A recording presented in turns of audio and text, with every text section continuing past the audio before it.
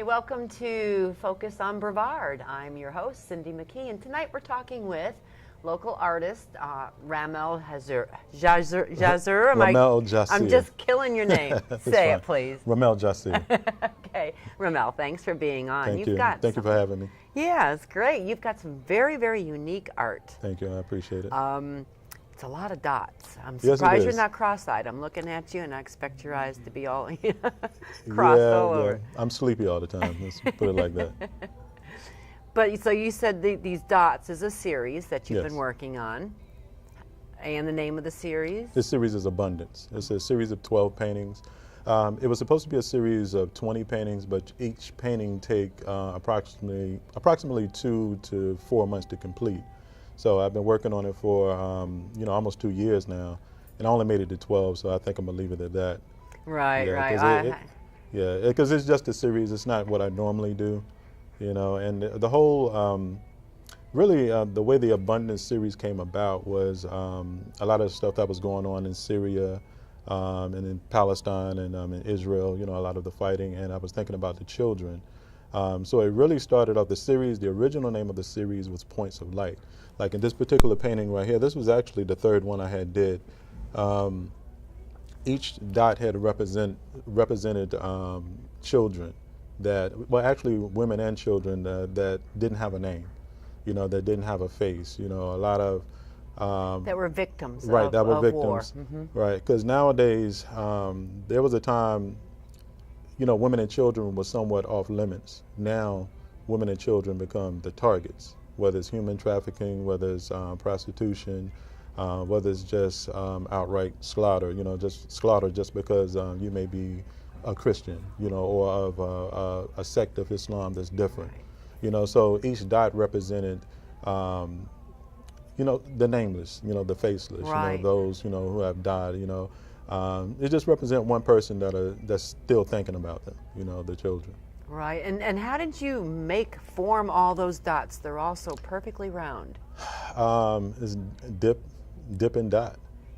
Basically, the utensil I use is basically, you can use anything, like a back end of a paintbrush, anything that's rounded. This happened to be a metal file that I found at. It just has a nice round end, and you just Right. dip it in the acrylic Right. paint and Exactly. dot it on. Yeah, and I didn't buy this for that purpose. Because I make jewelry as well, so I had got the file, for some of the wood pieces I was working on, and I had lost my brush that I had been using, and I just tried it out, and it worked.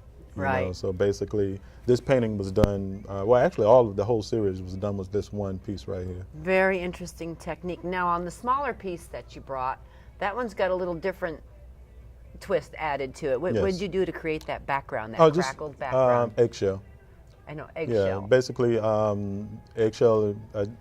I buy some eggs. The shell is white. Crack them up and then just start gluing them in place. Well, the shell is white. In that particular piece right there, I used darker tan beige and ivory, and basically just blotched it on. And then some I would crush them fine, some I would crush a little bit thicker, and then just basically piece it all together. Right, right. Well, they're very interesting pieces, and it's a wonderful series, I really appreciate it. with a great meaning. So we'll be right back to talk more with Ramel.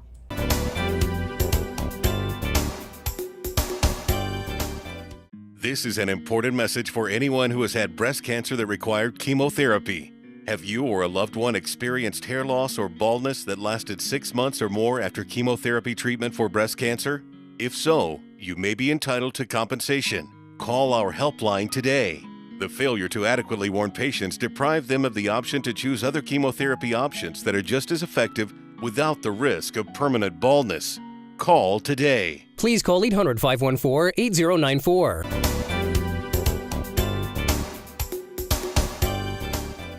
Welcome back to Focus on Brevard. We're talking with Ramel, and I think we started to talk about this piece that you have in front of you here, Yes. about the eggshell background. Oh, yes.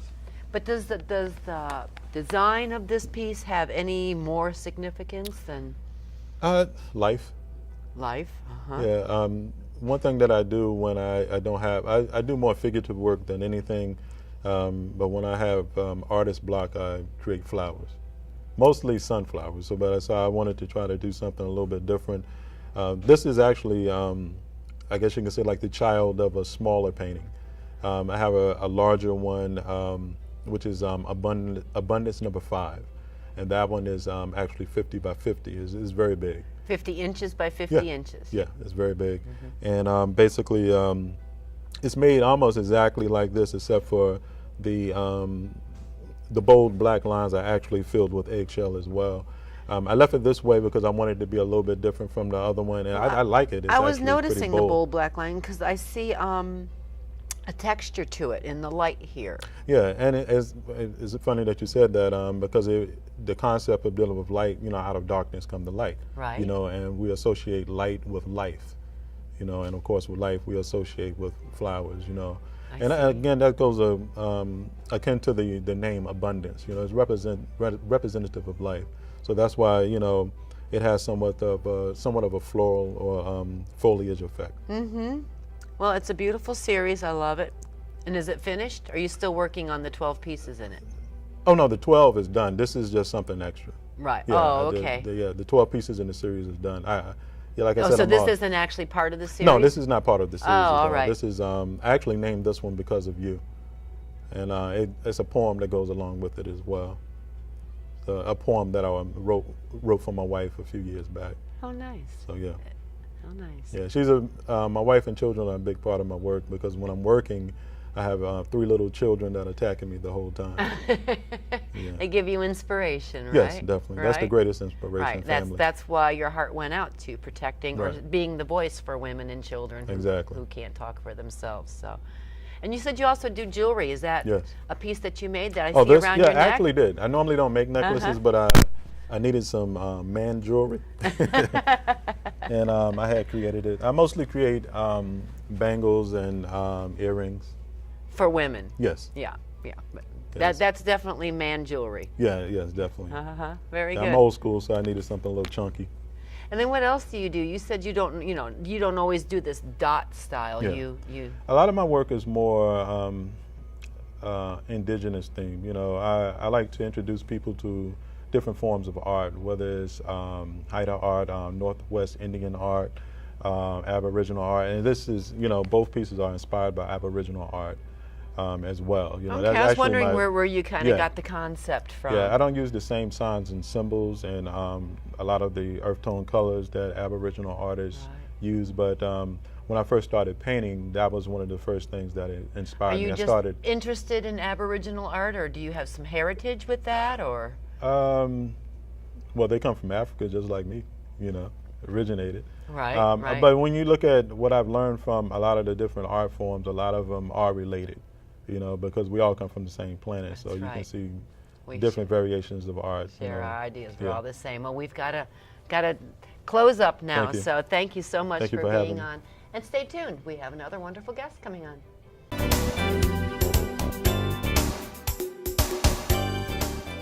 It's a fact. Millions of Americans are currently faced with the rising cost of home repair bills. If this is you or someone you know, we have important information that could save you thousands. Affordable home warranty coverage is available that provides protection that costs less and is customized to fit your needs. Call Nation's Home Warranty for a free quote. There's no credit check and everyone is guaranteed approval. The call and consultation are free. Please call 800-514-9164.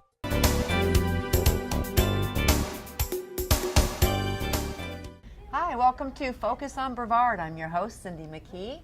And this segment here, we're going to be talking with Rosalie Outlaw of Outlaw Pottery and Art Studio, correct? That's right. And where are you located? We are located on US 1 in North Cocoa.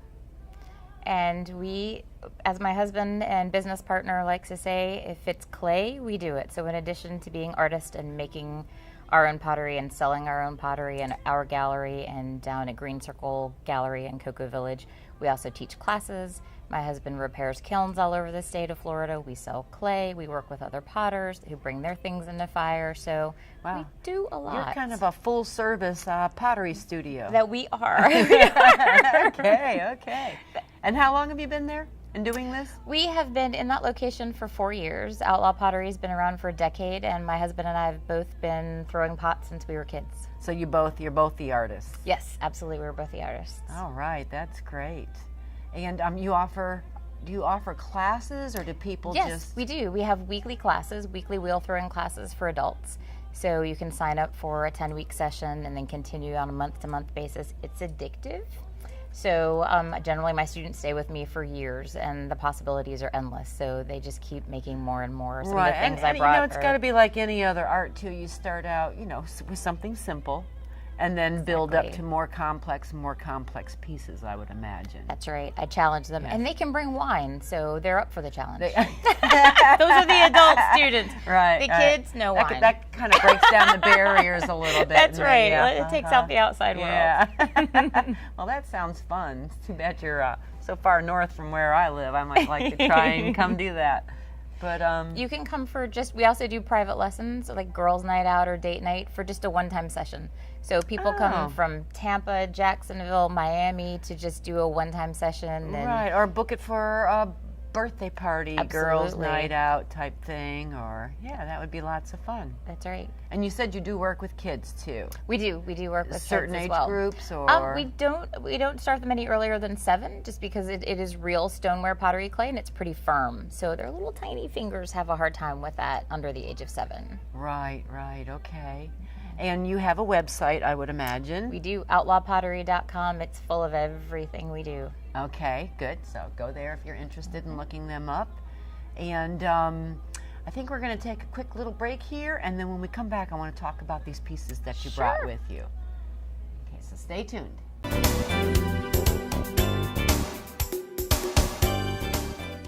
Now that health reform is law, you cannot be denied health insurance coverage, but you can pay too much. As a single mom, I was convinced that we could not afford health insurance until I spoke to the people from ICANN, who told me that I qualified for a special enrollment and a subsidized rate. Now I get so much more for so much less. Call now and get the ICANN mobile app free. So don't wait another minute. Call ICANN, get covered, save money.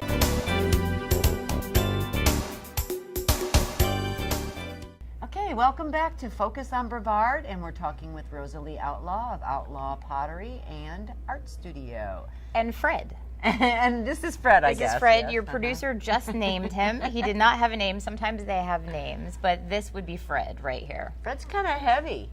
He is. Well, if you have cats, you don't want, But and want is him he to a be happy. happy fellow? I'm not quite sure. He's a little menacing happy. Yeah, menacing. I grew up in the Catawba Valley area which is a big pottery area in North Carolina, and there are a lot of potters there who are in the Smithsonian, and one of the things they're known for in that area of North Carolina are what they call face jugs. And that's way back into the history, starting in Germany and with immigrants coming over as well, and also African ancestry as well. So the face jugs have a great history. And my husband really got into making his face jugs whimsical. He's a native-born Central Florida boy. So when he moved up to North Carolina and we fell in love and discovered we both shared pottery in common, he kind of took that traditional face jug and turned it into something a little more whimsical. But this is something that he loves to teach. And the traditional face jugs are quite scary. I was just going to ask you what they're for a couple of different reasons. Number one, they said this one is a face vase, but you can make it into a jug and put your moonshine in it. And if it's scary looking, your kids won't get into the moonshine. Oh yeah, it keeps them out of the bad stuff. That's right. So so they always are a little bit menacing. Not mine. Mine always look like my happy Uncle Sal. No matter how I try to make them menacing, they don't know why they do. But this one is, really quite heavy. What? Is It's it a heavy material that you use? A heavy type of clay? It is real stoneware pottery, and we are animal lovers, and we have dogs and cats running all over our house at all times. So anytime we make some sort of vase that's going to sit on a shelf, we personally make ours a little solid on purpose. Okay. So you're saying that might be a little thicker and... Yeah, we put a little bit more weight on the bottom so that they won't topple like this when they're taller pieces. Okay. we're a little rough. We're a little rough on our pottery at home. So absolutely. And then the other pieces are things that, they're all examples of things that we teach in our school. But right now, this month, we're doing slip trailing, which is this technique right here. And I've added... And what about this technique is the slip trailing? That would be the raised portion of the pottery. So it's a wheel-thrown pot. And then in its leather hard stage, so when it's in the process of drying, then I use a small tube, kind of like piping on icing.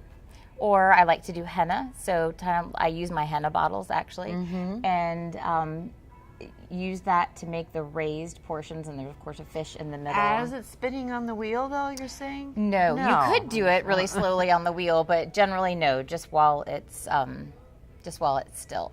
And then that gets fired in the kiln. And then after that, it gets glazed, and that raised portion there makes the glaze, what we call it breaking. The glaze breaks over the raised portion, which makes the design pop out.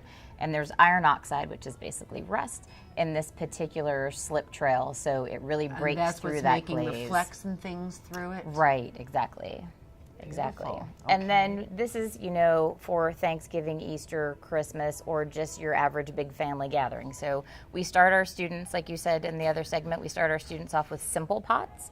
And then after a couple years, they're able to make a nice big serving bowl. Right. Now this one doesn't have quite a shiny finish on it. It feels more stony. Right. What's the difference? This is a matte finish glaze, so it doesn't have as much silica in it, powdered glass, which gives it the real shine. So these two here have a lot of silica. They're very shiny in the glazes, and this is more of a matte finish here on these two glazes. But both finishes are safe for serving food? Absolutely. Okay. Dishwasher safe, microwave safe. All of our glazes are non-toxic. You can even bake in them. You just start with a cold oven and bring them up.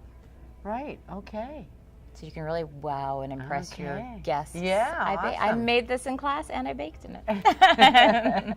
Well, we've just got just a little more time. Is there anything else you'd like to put in there? Yeah, so your producer asked me to bring some pots, and I had to go raid Green Circle Gallery in Cocoa Village because we have been busy making 3,000 bowls to fight hunger through the Empty Bowls Project. And are you donating these bowls? We pretty much are. They're paying us for the materials, and my students have been helping out. So this one is for the Palm Beach County. We do a lot of work down there. My husband services kilns, and we do a lot of kiln repair work down there. And we're hoping that we can get something together in Brevard County next year. My students are really interested in doing that. That's a wonderful charitable contribution that you're making. And thank you for being on the show.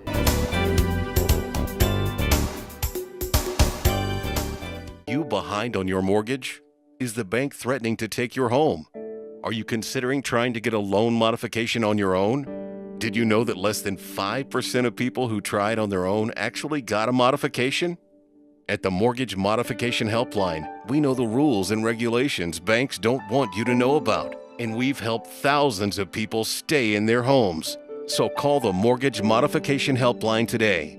Please call 800-514-8640.